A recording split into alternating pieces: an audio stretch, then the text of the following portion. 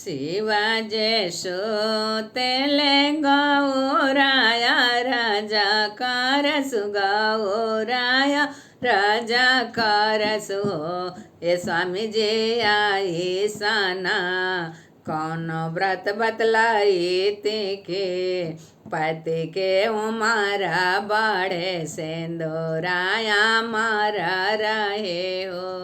ये स्वामी जी आई सना कौन व्रत बतलाई के पति के उमारा बढ़े सिंदूराया मारा रहे हो।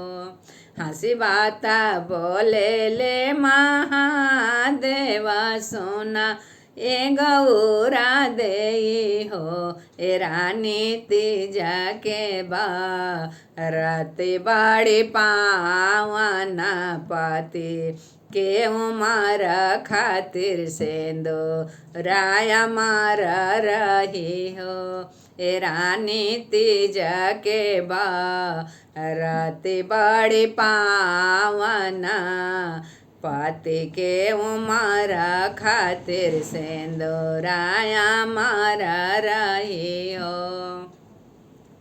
निर्जला रही जे निरहा रही तीजा के बरता करे शिवलिंग के पूजा करे हो। ए गौरा नाम जा नाम ये हवा तरहे सिंदूराया मार रही हो। ए गौरा नाम जा नाम ये हवा तरहे सिंदूराया मार रही हो। कन्या कुंवारी जाबा करी है सुंदरा बर पाई है ना हो।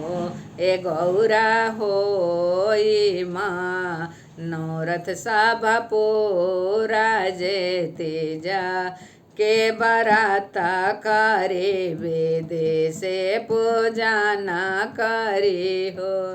ए गौरा हो माँ नौरथ सब पूरा जे तेजा के बरता करी विधि से पूजा ना करी हो। पूर्वा जाना मातो कैलो तेजा के बरता कैलो हो। ए गौरा ताबे पवलो पति परमेश्वर तीजा के बरता करके तीजा के बरता करके हो। हिमाचल घरे लिहलु जना माता मैना रानी के कोखिया ना हो। ए गौरा ने सादीना धाइलो मर ध्याना माता करी के पूजा ना हो। ए गौरा ने सादीना धाइलो मर ध्याना माता करी के पूजा ना हो। बालो के शिवलिंग बनावालो भांग धतुरा चढ़ावालो ना हो। ए गौरा बेला के तैयारा लिखालो ता हम के चढ़ावालो ना हो। ए गौरा बेला के तैयारा लिखालो ता हम के चढ़ावालो ना हो। ए गौरा हे तप कैलो तो हम के शिव के जोड़ी पावेलो शिव के जोड़ी पावेलो हो।